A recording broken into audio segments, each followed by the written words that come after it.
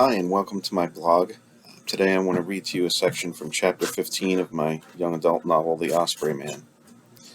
In this chapter, Jacob, the main character, is coming to the library to meet his friend Chris and to work on his comic book. Jacob arrived at the library first. He parked his bike and walked up to the sliding automatic door. It opened for him. He stepped back and it closed.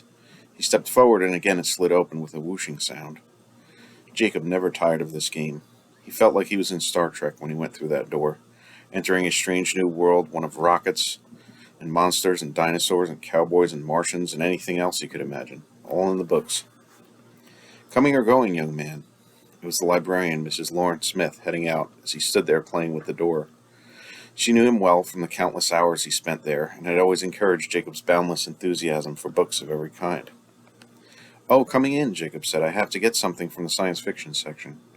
"Excellent," she said. "There are some new arrivals down there.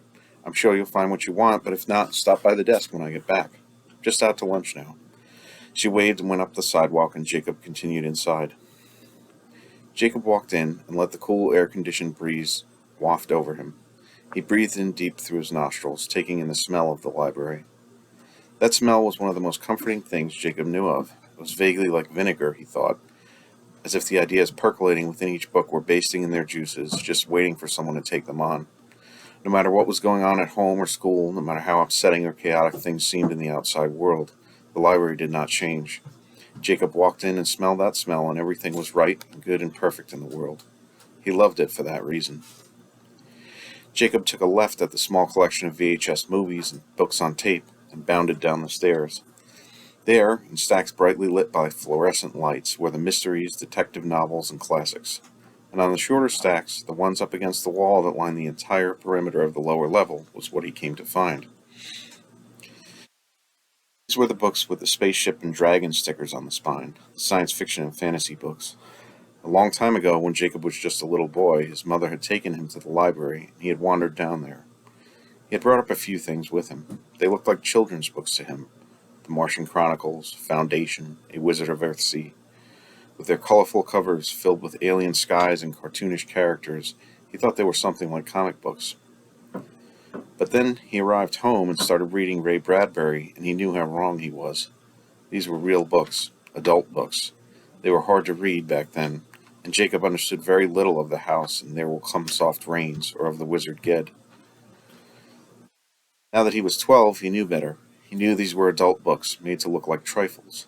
That was their great secret.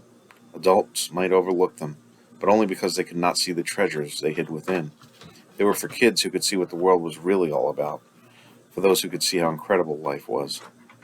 Jacob stood before them in the A's and B's: Douglas Adams, Isaac Asimov, Octavia Butler, Ray Bradbury. Who would he read today? Choosing a book was almost as important as reading one, he thought. He would be spending a lot of time with these books, with these worlds, with these characters.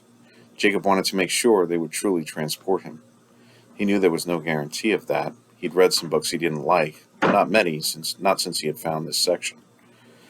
Still, the anticipation of picking out some new books made him almost giddy every time.